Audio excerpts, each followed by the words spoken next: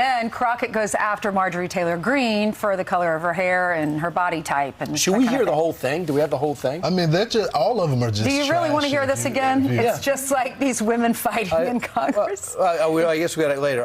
We can't get anything done, right? Because they want to go back and forth on personal insight. I didn't like any of it. I don't honestly. think they like each other. Right, but I also think these are the same people that try to act like they're dignified and all that, and they never show the real them. Fox and Friends' Lawrence Jones thinks that Marjorie Taylor Greene is trying to act dignified and won't show us the real her. She shows us. It's just a matter of whether or not he's paying attention. Listen to what Nick Fuentes, the anti-Semitic white nationalist leader of the conference, said just before introducing his special guest, Congresswoman Greene. And you want to know the secret? To borrow a phrase from a friend of mine, our secret sauce here, it's these young white men.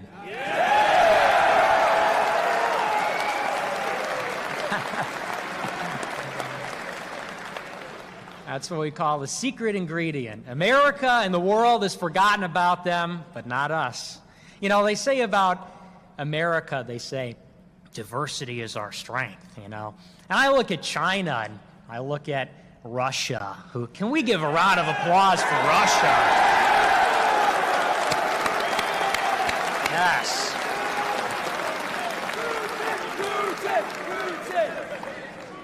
Absolutely, absolutely. You know what it's like to be canceled. And that's why I'm here to talk to you tonight. I don't believe anyone should be canceled. I don't believe in separating people and identities. I don't believe in separating people in classes. But that's what the Democrats believe in, because that's what Marxism is. It was that kind of promotion of her racist affiliations that got her and Paul Gosar booted from their committees when Democrats controlled the House. It was the now ex-Speaker of the House and ex-Congressman altogether, Kevin McCarthy, who helped reinstate these two agents of chaos to multiple committees where Marge gets into insult wars with colleagues that she can't compete with. I'm the only Democrat that sits on the same three exact committees as Marjorie Taylor Greene. I have the great fortune of being the only one, and so I see this over and over and over again. I've said this before, she shouldn't be on any committees.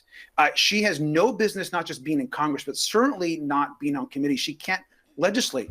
And it is against our rules to attack the appearance of other members. And so what she did last night, by the way, because we're meeting late at night because they have to go support President Trump during the day, was uncalled for. And at this point, it's on the Speaker. The Speaker should step in. The Speaker should remove her from these committees. She is a danger to the House. She causes all sorts of problems, and I think everyone is just sick of it. Sadly for Robert Garcia, it sounds like he spends more time with Greene in committees than anyone else. So watching her embarrass herself with a random attack on Representative Jasmine Crockett's eyelashes might have been the last straw. But he mentioned how late that hearing even started because it happened on the same day that Trump's parade of yes men auditioned to be the first to kiss his ass. And one of his sycophants was noticeably not there. A number of Republican lawmakers, most of them far right, they went to court to stand in solidarity with Donald Trump, and that includes Matt Gaetz, Lauren Boebert. And it's not that Congress is in recess or anything. They actually had work to do all week, and there were many hearings and things that were delayed as a result of this. I wonder, you know, MTG, she was not there in New York. I wonder if she was not invited, and she was mad, and she came to that meeting with a hornet's nest. Right? She was mad, and she picked a fight. And look, you got to know, you know, amongst your coworkers, you always know who's the one that's good to pick a fight with and who's not. Although Ali Velshi didn't directly confirm that her potential snub from Trump had to do with her regrettable decision to pick a fight with Crockett, it is worth noticing who was there when Marge wasn't. A colleague, Lauren Boebert from Colorado. The radical left wants President Trump to simply go away. And if President Trump just went away, this would all go away as well. They do not want him to be in this race. They know that he is the #1 candidate for president of the United States for the 2024 election, and they are doing everything that they can to interfere in yet another election. So Marge was most likely in a sour mood after a long day of watching several of her fellow MAGA Republicans make themselves look like puppets willing to serve Trump over their constituents. But just like Greene's ability to be a nuisance to James Comer and Jim Jordan in the past, Borbert's presence still didn't really seem to be happily accepted by the other MAGA competitors there. But Chairman, that was memorialized in emails that you guys leaked from Hunter Biden's laptop. Thank you. I would like to have asked Hunter Biden about Mann Act violations, sex trafficking women across state lines. Thank you all very much. Thank you. I would like to have asked.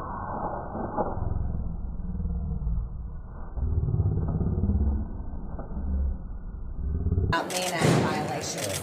And I want all of the news to start asking the question, what is the crime? Because everyone in this court has not been informed of what the crime is. The defendant does not know the crime that was committed. Boebert and Greene have their own complicated past, which escalated to the point of Marge calling her a little bitch last summer.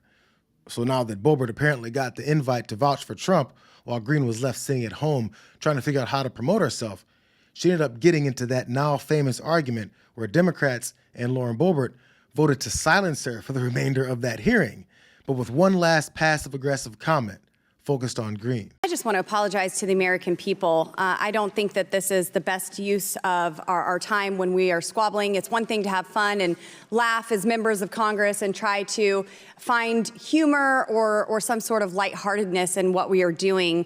But when things get as heated as they have, it's unfortunately an embarrassment on our body as a whole.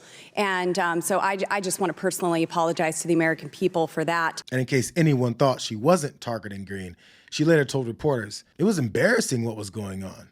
I couldn't bring myself to stand in defense of that.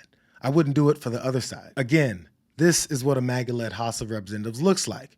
A petulant Marjorie Taylor Greene starting fires at random moments when her frustrations overflow. A constant threat of their speaker being ousted at any moment that she, or really anyone else, isn't getting their way, and now backroom beefs getting reignited over the opportunity to be crowned Trump's favorite lapdog in the Republican Party. It really is the political version of The Apprentice. President Trump, when he was in office, he underwent testing for his cognitive dissonance, for his ability to function as President of the United States. You know, every so often, Mr. Garcia, maybe you could just lift up that picture of our President Trump sleeping. As you say, I think he's praying. But if he is sleeping, you know, he certainly looks pretty while he sleeps. Maybe it's an endearing moment of prayer, though. I know when I fall asleep on airplanes, you know, my mouth kind of drops open. And, you know, his mouth is kind of tight-lipped, so maybe it's just a somber moment of I mean, thought. He's sleeping. It's been reported by multiple press outlets. I was in the that courtroom he's today, sleeping. and I could see why someone would fall asleep, just like George Conway fell asleep today in the court hearing. You know, it's kind of slow in there. It's not as exciting as the House Oversight Committee.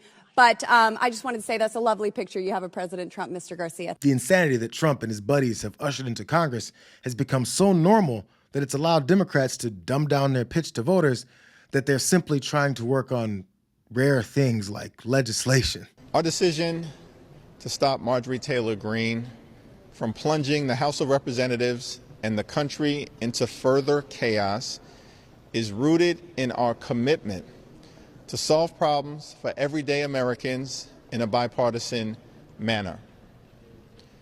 We need more common sense and less chaos in Washington, D.C.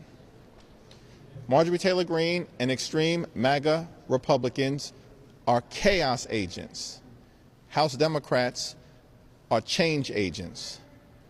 We will continue to govern in a reasonable, responsible, and results-oriented fashion and put people over politics all day and every day.